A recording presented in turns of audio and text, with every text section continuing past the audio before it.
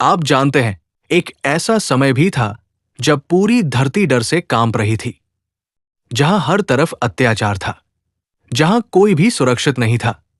और तब देवताओं ने हार मान ली। उन्होंने पुकारा, हे भगवान विष्णु, अब आप ही कुछ कर सकते हैं। और फिर एक ऐसी भविष्यवाणी हुई जिसने पूरी दुनिया बदल दी। कहा गया, एक दिन धरती पर जन्म होगा, एक ऐसे बालक का जो खत्म करेगा अधर्म और बचाएगा मानवता। और वो बालक थे भगवान राम। लेकिन क्या आप जानते हैं, उनके जन्म के समय ऐसे चमत्कार हुए थे जो आज भी विज्ञान नहीं समझ पाया। और सबसे बड़ा सवाल, क्या राम आज भी हमारे बीच मौजूद है? जानने के लिए वीडियो को अंत तक जरूर देखना। आज की इस कहानी में हम जानेंगे राम नवमी का पूरा रहस्य, भावनाएं, इतिहास और वो सच जो आपके दिल को छू जाएगा। वीडियो को अंत तक जरूर देखना, क्योंकि आखिर में मैं बताऊंगा एक ऐसा संकेत जो साबित करता है कि राम आज भी हमारे साथ है। इंट्रो। नमस्कार दोस्तों, आज हम बात करने वाले हैं राम नवमी की। ये सिर्फ एक त्योहार नहीं, ये एक भावना है, एक आस्था है और एक ऐसी कहानी है जो हर दिल को छू जाती है। पार्ट 1, जब धरती पर बढ़ गया अधर्म। बहुत समय पहले, जब धरती पर राक्षसों का राज था, लोग डर में जीते थे। कोई न्याय नहीं था, हर तरफ अत्याचार था। सबसे बड़ा आतंक था रावण। वो सिर्फ एक राक्षस नहीं था, बल्कि एक महान विद्वान भी था। उसने कठोर तपस्या करके ब्रह्मा जी से वरदान पाया था कि कोई देवता या दानव उसे नहीं मार सकता। यही उसका सबसे बड़ा घमंड बन गया। उसने अपनी शक्ति का गलत इस्तेमाल करना शुरू कर दिया।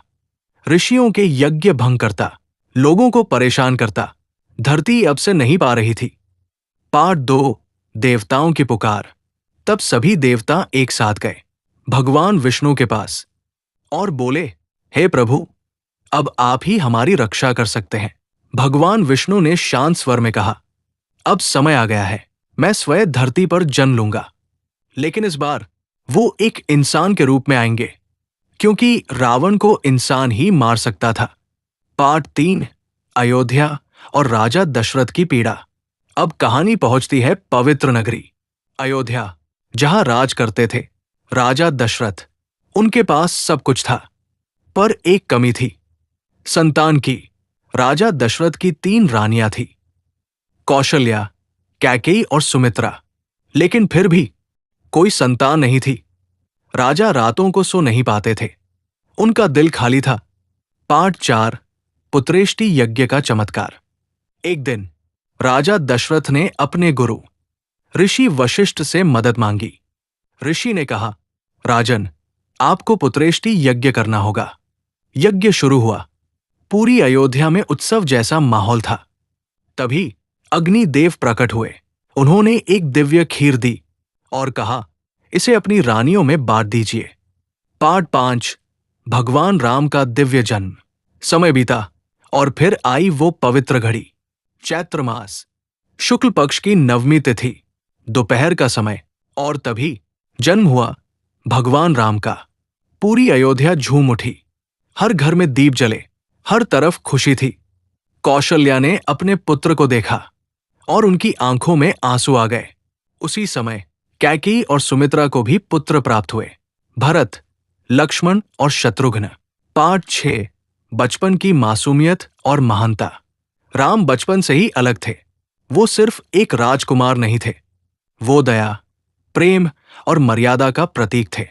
वो हमेशा सच बोलते, बड़ों का सम्मान करते। उनकी आंखों में एक अलग ही शांति थी।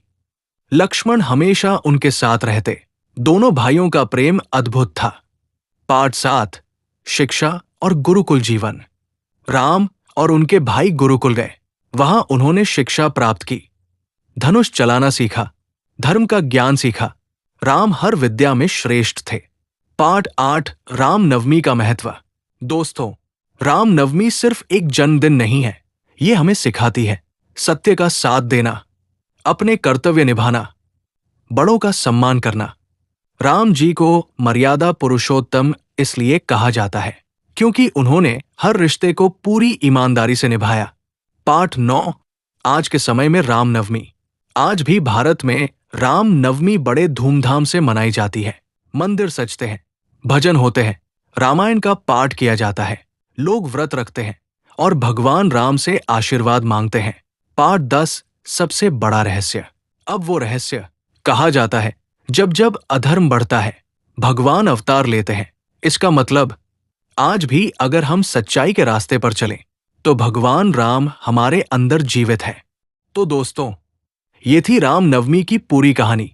अगर आपको ये कहानी पसंद आई हो तो वीडियो को लाइक करें और चैनल को सब्सक्राइब करना मत भूलना।